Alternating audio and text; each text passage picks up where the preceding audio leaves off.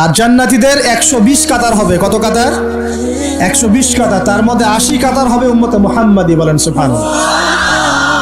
আর এই উম্মতে মুহাম্মাদির মধ্যে আরো 70,000 স্পেশাল মানুষ আছে। কত হাজার? যারা বিনা হিসেবে বিনা আযাবে ডাইরেক্ট জান্নাতে যাবে ইনশাআল্লাহ। আমরা এসেছি পৃথিবীতে জান্নাত থেকে, এখানে পরীক্ষা দিচ্ছি, উদ্দেশ্য আবার সেই জান্নাতেই ফিরে যাওয়া। আমরা এখানে থাকতে আসি নাই তো, থাকতে আসছি। আমরা এখানে আসছি জান্নাত থেকে, ফিরে যাব কোথায়? ইনশাআল্লাহ জান্নাতে, ইনশাআল্লাহ জান্নাতে। 70,000। তবে অন্য একটা হাদিসে আসছে যে প্রত্যেক হাজারের সাথে আরো 70,000। তবে শর্ত কঠিন। কিরকম শর্ত? সাহাবীরা বসে ডিসকাস করছেন কে হতে পারে তারা। কেউ বলছেন তারা হয়তো প্রথম দিকের মুসলিমরা হবেন, কেউ বলছেন তারা হয়তো মুজাহিদরা হবেন, কেউ বলছেন তারা বদর যুদ্ধের সাহাবীরা হবেন ইত্যাদি। তখন নবী সাল্লাল্লাহু আলাইহি ওয়াসাল্লাম আবার চলে আসলেন, ব্যাক করলেন। ব্যাক করে বলছেন তোমরা কি এই বিষয়ে কি বিষয়ে কথা বলছিলে? তখন সাহাবীরা বললেন আমরা তো ডিসকাস করছিলাম যে কারা হতে পারে সেই 70,000। নবীজি বললেন শোনো, ওই 70,000 মানুষ, এক নাম্বার, ওই 70,000 মানুষ পাখি উড়িয়ে ভাগ্য গণনা করে না। প্রথম কাজটা কি? মানে তারা ইসলাম এত কঠিনভাবে পালন করে যে পাখি উড়িয়ে ভাগ্য গণনা বা হাত দেখা, রাশিফল, এরকম শিরিকের ধার কাছেও নাই। তার শিরিকের ধার কাছেও নাই। 2 নাম্বার, তারা আগুনের শেকা বা উল্কি দিয়ে, এই ট্যাটু আছে না, ট্যাটু উল্কি আঁকে আগুন দিয়ে, এই ধরনের ট্যাটু উল্কি তারা আঁকে না শরীরের মধ্যে। এইসব কুলক্ষণে সুলক্ষণে তারা বিশ্বাস করে না। 3 নাম্বার, তারা অবৈধ ঝাড়ফুঁক করে না। অবৈধ ঝাড়ফুঁক করে না। বৈধ ঝাড়ফুঁক করা যাবে, সূরা ফাতিহা পড়ে ঝাড়ফুঁক করা যাবে, সূরা ফালাক নাস ইখলাস পড়ে পড়া যাবে, আয়াতুল কুরসি পড়ে পড়া যাবে, কোরআন হাদিস দিয়ে ঝাড়ফুঁক করা যাবে। কিন্তু অবৈধ কিছু ঝাড়ফুঁক আছে না, তান্ত্রিক কবিরাজদের কাছে মানুষ করে, এগুলো করা যাবে না। আর 4 নাম্বার হচ্ছে তারা সর্বাবস্থায় এক আল্লাহর উপরে তাওয়াক্কুল করে, ভরসা করে, আল্লাহর প্রতি তাওয়াক্কুল করে। এরা হচ্ছে সেই 70,000 মানুষের মধ্যে থাকবে ইনশাআল্লাহ। এক সাহাবী দাঁড়িয়ে বললেন যে ইয়া রাসূলুল্লাহ, আমার জন্য দোয়া করেন, আমি যেন সেই 70,000-এর মধ্যে থাকতে পারি। নবীজি বললেন হ্যাঁ, তুমি 70,000-এর মধ্যে একজন যান। এরপর আরো 2জন সাহাবী দাঁড়িয়ে গেলেন, আমার জন্য দোয়া করেন। নবীজি বললেন না, ও আকাশা অগ্রগামী হয়েছে। এভাবে সবার জন্য দোয়া করতে থাকলে দরজা কি হতো? বন্ধ হয়ে যেত। তো এই দরজা খোলা আছে। এই যুগের মানুষও হতে পারে, হতে পারে না? যে ব্যক্তি শিরক করে না, আল্লাহ ভরসা করে, কোন রকম কুলক্ষণ বিশ্বাস করে না, ইসলাম পরিপূর্ণরূপে পালন করে, ইনশাআল্লাহ তাআলা আল্লাহ চাইলে তাদেরকে আল্লাহ পাক 70,000-এর মধ্যে আশ্রয় দিবেন, অংশ দিবেন ইনশাআল্লাহ তাআলা। তো আমরা বলছিলাম যে আমরা কোত্থেকে আসছি ভাই? জান্নাত থেকে। কোথায় যাব? ইনশাআল্লাহ। এর মাঝখানে শয়তানের পথ রয়েছে কিছু, শয়তানের ফিতনা। কি ফিতনা? শয়তান চায়, শয়তান কিন্তু ওয়াদা করে আসছে, চ্যালেঞ্জ করে আসছে আল্লাহর কাছে। কি করছে? চ্যালেঞ্জ। শয়তান কি চ্যালেঞ্জ করছে জানেন? শয়তান চ্যালেঞ্জ করছে যে রব্বি, শয়তান বলছে রব্বি মানে হে আমার রব। শয়তান কিন্তু আস্তিক, শয়তান কিন্তু আস্তিক, শয়তান কিন্তু আল্লাহকে বিশ্বাস করে। সে বলছে রব্বি, হে আমার রব, আনজিরনি, আমাকে অবকাশ দিন, ইলা ইয়াউমি ইউবআসুন, কিয়ামত দিবস পর্যন্ত অবকাশ দিন। আল্লাহ বলছেন ফাইন্নাকা মিনাল মুনজারিন, যাও, তোমাকে অবকাশ দেওয়া হলো। কিয়ামত পর্যন্ত সময় আল্লাহর কাছে এমন বড় কিছু নয়, খুব সামান্য। এবার সে বলছে রব্বি ফাবিমা আগওয়াইতানি, হে আল্লাহ, যে আদমের জন্য আজকে আমাকে জান্নাত থেকে বের করে দেয়া হলো সিজদা না করার কারণে, লা আকুদান্না লাহুম সিরাতাকাল মুস্তাকিম, ওই আদমকে জাহান্নামে নেওয়ার জন্য আমি সরল পথে ওত পেতে বসে থাকবো। বসে থাকে না শয়তান? সুম্মা লাআতিয়ান্না মিন বাইনি আইদিহিম, খুব ভালো করে জায়গাটা বোঝেন প্রিয় ভাইরা। শয়তান চ্যালেঞ্জ করে বলছে সুম্মা, এরপরে আমি আসবো আদম সন্তানের সামন থেকে। কোত্থেকে? এই সামন থেকে মানে অর্থ হচ্ছে দুনিয়া, মানে আপনাকে দুনিয়ার সমস্ত ফিতনা এসে প্রলুব্ধ করে রাখবে। কারণ দুনিয়া চোখের সামনে দেখা যায় না, দেখা যায় দুনিয়ার অভাবের ধোকা দিবে, বেকারত্বের ধোকা দিবে, হতাশা, এইটা সেইটা, স্বামী স্ত্রীর ফিতনা, পরিবারের ফিতনা, সামাজিক ফিতনা, আপনাকে দুনিয়ার এই ফিতনা এসে ব্যস্ত রাখবে, রাখে না? এটা হচ্ছে সামন থেকে আসা। ওয়ামিন খালফিহিম, পিছন থেকে আসবো। পিছন থেকে মানে আপনাকে পরকাল সম্পর্কে হতাশ করে দিবে, এবং পরকাল সম্পর্কে আপনাকে কুধারণা সৃষ্টি করবে, এবং পরকাল সম্পর্কে আপনার মধ্যে একটা গাফেলতি সৃষ্টি করে দিবে যে পরকাল না, পরে দেখা যাবে। হ্যাঁ, পিছনে কি আছে? পরকাল না? পিছনটা পরকাল। তো পরকাল আসবে যখন, তখন দেখা যাবে। হ্যাঁ, বৃদ্ধ হলে তখন তওবা করে নিব, এখনো কি তাড়াহুড়ার কি আছে, পরে দেখা যাবে শেষ বয়সে। এরকম করে আপনাকে ভুলিয়ে ভালিয়ে রাখবে পিছন থেকে। আবার হতাশ করে দিবে, আমার পরকালে আমার জান্নাত হবে না, আমি তো এত আমল করতে পারি নাই, হ্যাঁ আমার কি হবে, আমার আত্মহত্যা ছাড়া কোনো পথ নাই, এভাবে হতাশ করে ফেলবে আপনাকে পিছন থেকে। ثم لآتين من بين أيديهم ومن خلفهم, সামন থেকে আসবো, পিছন থেকে আসবো, وعن أيمانهم, ডান দিক থেকে আসবো। ডান দিক মানে কি? এটার ব্যাখ্যাও চমৎকার। ডান দিক মানে কি? আমরা বলি না ডান পক্ষ খুব ভালো মনে করি না? ডান পক্ষ ভালো, ডান দিকটা ভালো, শুভ মনে করি তো। ডান দিক হচ্ছে আপনাকে নেক্সট সুরতে সে ধোকায় ফেলবে। ডান দিক মানে কি? নেক্সট সুরতে ধোকায় ফেলবে। মনে করেন ডান দিক মানে ভালো, মানে আপনি নামাজ পড়ছেন কিন্তু নামাজের মধ্যে শিরিক ঢুকাই দিবে, মানুষ দেখতেছে ভালো করে নামাজ পড়ে, নামাজ যাকাত দিচ্ছেন, দান সৎকা করছেন, মনের মধ্যে রিয়া ঢুকাই দেবে, ভালো কাজই তো করছে, ঠিক আছে? মানে হ্যাঁ এটাও ঠিক, ওই যে হালাল প্রেমের দিকে উদ্বুদ্ধ করার চেষ্টা করবে। ডান নেক্সট সুরতে ধোকা, নেক্সট সুরতে, হ্যাঁ নেক্সট মানে আলেম হয়েছে মানুষ, সবাই একদম বড় বক্তা আলেম সব বলছে, মনের মধ্যে অহংকার, নেক্সট সুরতে ধোকা, ঠিক আছে? বা মনে হচ্ছে যে এক ভাইয়ের গীবত তহমত সমালোচনা করাকে সে দিনের পথে সংগ্রাম মনে করছে, নেক্সট সুরতে ধোকা। হ্যাঁ এক ভাইয়ের সমালোচনা করা, গীবত করা, তার চরিত্র উদ্ধার করে ফেলা, এটাকে সে মনে করছে যে দিনের জন্যই করছে, ঠিক আছে? নেক্সট সুরতে ধোকা, নেক্সট সুরতে ডান দিক থেকে মানে কি? নেক্সট সুরতে আপনাকে ধোকায় ফেলে দিবে, ফেলছে না? ফেলছে। কিন্তু এটা কিন্তু ডেঞ্জারাস। এটা কাদের জন্য? এটা আবেদ মানুষদের জন্যই, যারা আল্লাহকে মানে, রাসূলকে মানে, চেষ্টা করে দিনের পথে চলার জন্য, এদেরকে সে ডান দিক থেকে আসবে আর কি। আমাদের ক্ষেত্রে আল্লাহ পাক হেফাজত করুন বলি আমি। আর চতুর্থটা হলো ওয়ান শামাইলিহিম, ওদের বাম দিক থেকে আসবে। এটা কেমন? এটা হচ্ছে ফাসেক জালেম শ্রেণীর মানুষ যারা, তাদের সামনে মদ, জুয়া, জেনা সবকিছু উন্মুক্ত করে দিবে, এগুলো পর্যন্ত ছোট এক।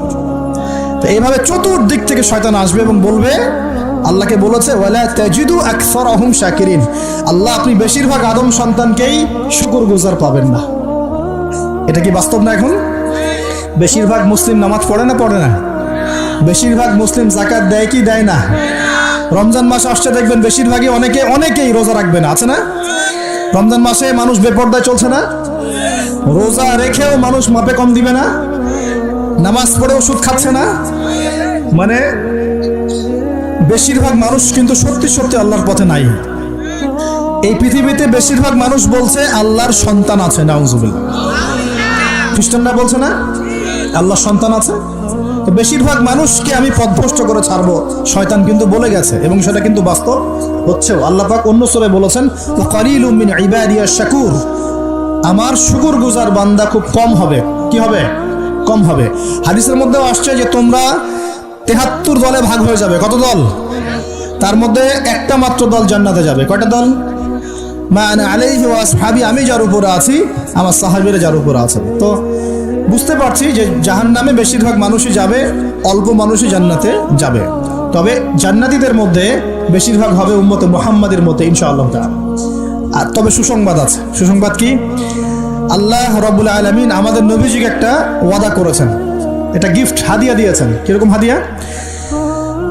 আমাদের নবীজিকে আল্লাহ পাক বলেছেন, হে মুহাম্মদ সাল্লাল্লাহু আলাইহি ওয়াসাল্লাম, তোমার উম্মতের মধ্যে কোনো ব্যক্তি যদি আসমান জমিনের সমান গুনাহ করে কিন্তু তার আমল নামায় শিরকের কোনো পাপ থাকে না, শিরকের কোনো গুনাহ নাই, আমি তার সামনে আসমান জমিন সমান ক্ষমা নিয়ে হাজির হব ইনশাআল্লাহ। মানে যে ব্যক্তি লা ইলাহা ইল্লাল্লাহ মন থেকে পড়েছে, আমল করার চেষ্টা করেছে, শিরক থেকে বেঁচে থাকার চেষ্টা করেছে, ইনশাআল্লাহ একদিন না একদিন সে জান্নাতে যাবেই যাবে ইনশাআল্লাহ। এটা তো খুশির কথা আমাদের জন্য। আল্লাহ পাক আমাদেরকে তাওহীদপন্থী বানাক এবং শিরক থেকে বাঁচিয়ে রাখুন, দোয়া করি। এখন মুমিনের সঙ্গে তো বুঝলেন, এই সমস্ত গায়েবে আমরা বিশ্বাস করি বলেই আমরা কি মুমিন। এই মুমিনদেরকে আল্লাহ পাক বলছেন ইত্তাকুল্লাহ, তোমরা আল্লাহকে ভয় করো। কি করো? আর মুমিন হলেই মুত্তাকি হওয়া যাচ্ছে না। মুমিনদেরকে আল্লাহ পাক বলছেন যে আল্লাহকে ভয় করো। আল্লাহকে ভয় করার মানে কি? এক কথায় আমি একটা অ্যান্সার দিচ্ছি। সূরা হাশরে চলে যান। কোন সূরা? সূরা হাশর। এই সূরার 7 নম্বর আয়াত। কত নম্বর? আল্লাহ পাক বলছেন ওয়ামা আতাকুমুর রাসূলু ফাখুযুহু, রাসূলুল্লাহ সাল্লাল্লাহু আলাইহি ওয়াসাল্লাম তোমাদেরকে যা যা দিয়েছেন সব গ্রহণ করে নাও। রাসূল যা যা দিয়েছেন গ্রহণ করে নাও। ওয়ামা নাহাকুম আনহু ফান্তাহু, রাসূল যা যা নিষেধ করেছেন ছেড়ে দাও। সোজা কথা, রাসূল যা যা নিষেধ করেছেন ছেড়ে দাও। এই একটা মূলনীতি মেনে চলতে পারলেই মানুষ মুত্তাকি হয়ে যাবে ইনশাআল্লাহ। এত বেশি কথার দরকার নাই। এই একটা মূলনীতি, রাসূল যা যা দিয়েছেন নিয়ে নাও, রাসূল যা থেকে নিষেধ করেছেন ছেড়ে দাও। ইনশাআল্লাহ তোমরা সফল হয়ে যাবে, মুত্তাকি হয়ে যাবে। রাসূল কি দিয়েছেন একটু গুছাই দিই আপনাকে। এই যে ঘুমাবো আমরা, আচ্ছা শুরু করি আপনার চেহারা। রাসূল কি আমাদেরকে ক্লিন শেভ চেহারা দিয়েছেন? হ্যাঁ, আজকে এক ভাই আমাকে টেক্সট করলো, কোথায় জানি বাংলাদেশের বাধ্যতামূলক করা হয়েছে একটা প্রতিষ্ঠানে ভর্তি হতে হলে ক্লিন শেভ করতে হবে। তো চিন্তা করেন কিভাবে ফোর্স করা হচ্ছে। এভাবে তো বলতে পারতেন যে যার ইচ্ছা হয় সে শেভ করবে, যার ইচ্ছা হয় সে দাড়ি রাখবে। এটা চাপিয়ে দেওয়া হলো না, হলো? এটা চাপিয়ে দেওয়া হলো না। আমরা যদি বলি যার ইচ্ছা হয় সে শেভ করবে, যার ইচ্ছা হয় সে দাড়ি রাখবে, এটা কি চাপিয়ে দেওয়া হলো? এটা কি দাড়ি রাখা চাপিয়ে দিলাম? কিন্তু তারা বলছে দাড়ি শেভ না করলে ভর্তি হওয়া যাবে না। চাপিয়ে দিল না? ধ্বংস হোক এদের। কি হোক এদের? ধ্বংস হোক। আল্লাহ পাক ধ্বংস করুক এদেরকে, যারা নবীর সুন্নতকে এভাবে জবাই করে এদেরকে ধ্বংস করুক আল্লাহ। একটা মানুষ একা একা করে একটা জিনিস, একা একা সে করে, একা একা সে নিজের আমল মনে করে, তার কাছে মনে হয়, সে মনে করে হ্যাঁ এটা একটা গুনার কাজ করছি, এক সময় ছেড়ে দেবো ইনশাআল্লাহ। মনে করেন এমন মানুষ, এদেরকে আল্লাহ মাফ করে দিবেন ইনশাআল্লাহ। এই মানুষগুলোকে আল্লাহ মাফ করে দিবেন ইনশাআল্লাহ। আমি আল্লাহকে চিনি, আমার কাছে মনে হয় আমি আল্লাহকে চিনি।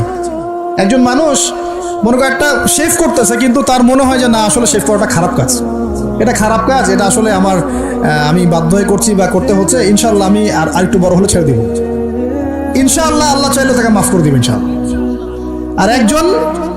আর একজন এটাকে করতে বাধ্য করছে, না এটা করতেই হবে, রাখা যাবে না সুন্নাত, এটা কাটতে হবে, শেভ করতে হবে, এ মাফ পাবে না ইনশাআল্লাহ তাআলা, ইল্লা মাশাআল্লাহ, ইল্লা মাশাআল্লাহ। তো চাপিয়ে দেওয়া খুব খারাপ জিনিস। কেন চাপিয়ে দিবেন আপনি? কেন চাপিয়ে দিবেন? আর একজন পুরুষের সৌন্দর্যই তো হচ্ছে দাড়ি। আমি তো আফসোস করি যে দাড়ি নাই চেহারায়, কত আফসোস করি যে মানুষ, আপনাদের দাড়ি দেখলে আমার হিংসা হয়, ঈর্ষা হয়। এটা ঈর্ষা, হিংসা না, এটা কি ঈর্ষা। গাল ভর্তি দাড়ি থাকবে দেখে কত চমৎকার লাগে, মাশাআল্লাহ। আমাদের নবী সাল্লাল্লাহু আলাইহি ওয়াসাল্লামের চেয়ে কোনো হ্যান্ডসাম পুরুষ আছে? ছিল কখনো? নবী সাল্লাল্লাহু আলাইহি ওয়াসাল্লামের দাড়িগুলো এত সুন্দর ছিল, দাড়ি দিয়ে খুশবু বের হতো, সুবহানাল্লাহ। এমনিতেই দাড়িতে মেহেদি না দিয়েই দাড়ি একটু ব্রাউন রঙের দাড়ি ছিল, মেহেদি দেওয়া লাগতো না, এমনি ব্রাউন কালার দাড়ি। বুঝতে পারছেন না মনে হয়? অনেক টকটকা ফর্সা মানুষ ছিলেন তিনি। আমাদের একদম উপর লেভেল থেকে শুরু করে বাথরুমের টয়লেট পর্যন্ত সব এখন পশ্চিমা কালচারে চলছে। কোনো জায়গায় এমন টয়লেট দেখা যায় যে দাঁড়ায়ও পেশাব করার বুদ্ধি নেই, দেখেন নাই মনে হয়? একটা তো ইস্তেঞ্জা করতে হয় বা পায়ে ভর দিয়ে। কোন পায়ে? এখন এই যে ইংলিশ কমোডে আপনি বা পায়ে ভর দিয়ে কেমনে করবেন বলেন দেখি, কিভাবে সুযোগ আছে? আর পাবলিক টয়লেট যদি হয় তাহলে ওটাতে বসলে কাপড় এগুলো পাক থাকবে, ওটাতে নামাজ হবে? চিন্তা করেন তো, এটা সূচিবায়ু হয় না? আচ্ছা, সব জায়গায় পশ্চিমা সভ্যতা ঢুকে গেছে এখন, সব জায়গায়, বাথরুম থেকে শুরু করে একদম ওই বিশ্ব পরিচালনা পর্যন্ত সব ওদের শূন্যতা চলছে। আর কিছু দেখলাম যে এরকম কিছু বোল বা বাটির মতো রেখে দিয়েছে, ওখানে দাঁড়ায় ধরে করতে হবে। হ্যাঁ, এখন দেখা যায় কোনো মানুষের হাইট 6 ফুট, কোনো মানুষের 5 ফুট, কোনো মানুষের 4 ফুট। এখন যদি ম্যাচ না করেন কি করবে? পাপ যদি ঠিক না হয় কি করবে? চিন্তা, এগুলো দেখেন নাই মনে হয়? দেখবেন, ঘুরতে থাকেন। আল্লাহ পাক কি বলেছেন? সিরু ফিল আরদ, জমিনে বিচরণ করো, ঘোরো, জমিন ঘুরে দেখো, ফানজুর, দেখো কাইফা কানা আকিবাতুল মুকাজ্জিবিন, আল্লাহর বিধান যারা অস্বীকার করেছে ওদের কি পরিণত হয়েছে দেখো। ঘুরতে বলেছেন আল্লাহ পাক। তো দেখেন আমাদের সব সুন্নতগুলো কেন জানি আস্তে আস্তে ওইদিকে চলে যাচ্ছে। আল্লাহ পাক বাঁচাক আমাদেরকে। চেহারা থেকে শুরু হবে, আপনার কথাবার্তা, আপনার চাল চলন, আপনার আকীদা, পোশাক পরিচ্ছদ, বাথরুম, পরিবার, আপনার ব্যবসা, আপনার ইবাদত, জিকির আজগার, তাসবিহ তাহলিল, সমাজ পরিচালনা এবং রাষ্ট্র পরিচালনা পর্যন্ত প্রত্যেকটা কাজ নবী সাল্লাল্লাহু আলাইহি ওয়াসাল্লামের সুন্নত মতো করার পাক্কা নিয়াত করতে হবে। কতটুকু পারি না পারি আল্লাহ দেখবেন, কিন্তু চেষ্টা করতে হবে ইনশাআল্লাহ। ব্যক্তি পর্যায়ে তো পারবো নাকি? এখানে তো আমাকে কেউ ফোর্স করবে না, করবে? আমি যদি দাড়ি ছেড়ে দেই কারো কিছু বলার আছে? আপনি যদি হালাল খান কেউ কিছু ফোর্স করবে আপনাকে? আপনি নামাজ ঠিক মতো পড়েন, রোজা রাখেন, তাসবিহ তাহলিল করেন, জিকির আজগার করেন, আপনার পরিবারে পর্দা কায়েম করেন, কেউ কি ফোর্স করবে আপনাকে? উপরের লেভেলে হয়তো আমরা ইম্পোজ করার ক্ষমতা আমাদের নাই, ওটা পরে। আগে ব্যক্তি জীবন ঠিক করেন, পরিবার ঠিক করেন, আপনার অর্থনীতি ঠিক করেন। ইনশাআল্লাহ তাআলা আল্লাহ পাক আমাদেরকে প্রকৃত মুত্তাকি বানিয়ে দিবেন ইনশাআল্লাহ। আল্লাহ বলছেন প্রকৃত মুত্তাকি হও। কেমন করে আল্লাহকে ভয় করো? হাক্কা তুকাতি, ভয় করার মতো ভয় করো। ভয় করার মতো ভয় মানে কি? জীবনের কিছু অংশে ইসলাম পালন করব, বাকি অংশে করব না, এমন নাকি জীবনের প্রত্যেকটা ক্ষেত্রে ইসলাম পালনের চেষ্টা করব? কোনটা? জীবনের প্রতিটা ক্ষেত্রে আল্লাহ পাক আমাদের সবাইকে ইসলাম পালন করার তৌফিক দান করুন। আল্লাহকে ভয় করো, ভয় করার মতো করে ভয় করো। আরেকটা কথা বলেছেন আল্লাহ পাক, ওয়ালা তামুতুন্না ইল্লা ওয়া আনতুম মুসলিমুন, পরিপূর্ণ মুসলিম না হয়ে মৃত্যুবরণ। পরিপূর্ণ মুসলিম কি জিনিস? যে ব্যক্তি বেপর্দায় চলে, এক মহিলা, আবার মাশাআল্লাহ নামাজও পড়ে, পরিপূর্ণ মুসলিম হলো কি? একজন ব্যক্তি 5 ওয়াক্ত নামাজি মাশাআল্লাহ, কিন্তু টেবিলের নিচ দিয়ে ঘুষ নিচ্ছে, পরিপূর্ণ মুসলিম হলো? একজন ভাই রোজাদার মাশাআল্লাহ, রোজা রেখেছেন, কিন্তু রোজা রেখে ব্যবসা করছেন, মাপে কম দিচ্ছেন, পরিপূর্ণ মুসলিম হলো? একজন যুবক আল্লাহর জন্য কাজ করছে মাশাআল্লাহ, আবার এদিকে হারাম সম্পর্কে লিপ্ত, পরিপূর্ণ মুসলিম হলো কি? পরিপূর্ণ মুসলিমের সংজ্ঞা বোঝানোর জন্য কোনো ব্যাখ্যার প্রয়োজন নাই। পরিপূর্ণ মুসলিম মানে উদখুলু ফিস সিলমি কাফা, তোমরা ইসলামের হুকুম আহকামকে পরিপূর্ণরূপে গ্রহণ করো, ইসলামে পরিপূর্ণরূপে প্রবেশ করো, বাস। এখন একসাথে কি সব আমল করা যায়? যায় না, কিন্তু চেষ্টা তো করা যায় নাকি? আমরা শুরু করি, আমরা চেষ্টা করি, ব্যক্তি পর্যায় থেকে শুরু করি, পরিবারটা ঠিক করার চেষ্টা করি, হালাল খাওয়ার চেষ্টা করি, ইবাদত বাড়িয়ে দেই, দিনের জ্ঞান অর্জন করি, ওলামায়ে কেরামের সোহবতে থাকি, আল্লাহর জিকির বাড়িয়ে দেই, ইনশাআল্লাহ তাআলা আল্লাহ পাক অনেক বড় জায়গায় নিয়ে যাবে ইনশাআল্লাহ তাআলা। আল্লাহ পাক আমাদের সবাইকে এই আয়াতটা বোঝার তৌফিক দান করুন। বলি আমাদের সবাইকে আল্লাহ পাক পরিপূর্ণ মুমিন হওয়ার তৌফিক দান করুন। ইমানের 6 পিলারের উপর বিশ্বাস করার তৌফিক দান করুন, এটাকে মুখে স্বীকার করার তৌফিক দান করুন, কাজেও বাস্তবায়ন করার তৌফিক দান করুন। আল্লাহ পাক আমাদেরকে পরিপূর্ণ মুত্তাকি বানিয়ে দেন, আল্লাহকে ভয় করার মতো করার তৌফিক দান করেন, এবং পরিপূর্ণ মুসলিম হওয়ার তৌফিক আল্লাহ পাক দান করেন। এই দুইটা এক্সাম্পল দিয়ে আমি শেষ করব। পরিপূর্ণ মুসলিমের এক্সাম্পল আল্লাহ পাক দিয়েছেন ইব্রাহিম আলাইহিস সালামের মতো। কোথায়? ইব্রাহিম আলাইহিস সালামের স্ত্রীকে এবং সন্তানকে আল্লাহ পাক বলছেন রেখে আসো ওই মক্কার জনমানব শূন্য জায়গায়। ওই মক্কায় কোনো মানুষ ছিল? কোনো খাবার, কোনো পানি? ইব্রাহিম আলাইহিস সালাম কি বলেছিলেন আল্লাহ আমি কেন তাকে এখানে রেখে আসবো? কি যুক্তি এর পিছনে, কি লজিক, কি সায়েন্স বলেছিলেন? নাকি আল্লাহ পাক বলেছেন বাস আমল করেছেন? সামি'না ওয়া আতা'না, শুনলাম মানলাম, শুনলাম মানলাম, শুনলাম মানলাম, এর নাম ইসলাম। কোনো প্রশ্ন করা যাবে না। প্রত্যেকটা প্রশ্নের উত্তর আছে ঠিকই, প্রতিটা প্রশ্নের উত্তর ঠিকই আছে, কিন্তু সব উত্তর বোঝার জ্ঞান আল্লাহ পাক আমাকে দেন নাই। নামাজ যে আল্লাহ পাক পড়তে বলেছেন, নামাজ পড়লে আমরা পরকালে জান্নাতে যাব ইনশাআল্লাহ, ইনশাআল্লাহ নামাজ পড়ার মধ্য দিয়ে আমাদের সমাজের ঐক্য হবে, ইত্যাদি অনেক ব্যাপার আছে। আপনার ফিজিক্যালও অনেক উপকার আছে, নামাজ পড়লে শারীরিক অনেক উপকারও আছে, কিন্তু সব কিছু তো আর ব্যাখ্যা করার প্রয়োজন নাই। আল্লাহ বলেছেন করো, নিশ্চয়ই এর মধ্যে কল্যাণ আছে, ব্যাস। আল্লাহ বলেছেন জাকাত দাও, জাকাত দিতে আল্লাহ বলেছেন দিতে হবে।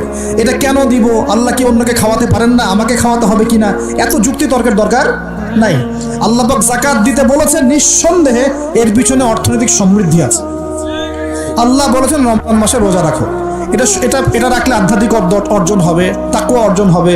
আমরা রমজান মাসে তারাবি পড়ি, ইবাদতের মৌসুম, কোরআন খতম দেই, আমরা জিকির করি, অন্যকে ইফতার করাই, জাকাত দেই, সাদকাতুল ফিতর দেই, কত ইবাদত করি রমজান মাসে। আল্লাহ পাক করতে বলেছেন, এর পিছনে আরো অনেক কল্যাণ আছে, হয়তো আমরা জানি না। আমার শরীরে হয়তো এমন অনেক সমস্যা হতো যেটা রমজান মাসে রোজা রাখার ফলে শরীর ঠিক হয়ে গেছে, হবে না? ওযু করি, আমরা ওযু করি পবিত্রতা অর্জন করার জন্য, নামাজের জন্য, কিন্তু এই ওযু করার বদৌলতে অনেক ভাইরাস ব্যাকটেরিয়া থেকে আল্লাহ আমাদেরকে বাঁচান না?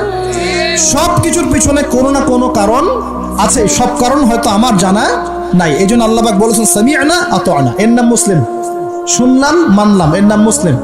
সব এত প্রশ্ন করা যাবে না, ওইটা কেন, এইটা কেন, পর্দা কেন, এই যুগে পর্দা কেন, ইসলামের চোরের হাত কাটার বিধান কেন? কেন হাত কাটার বিধান?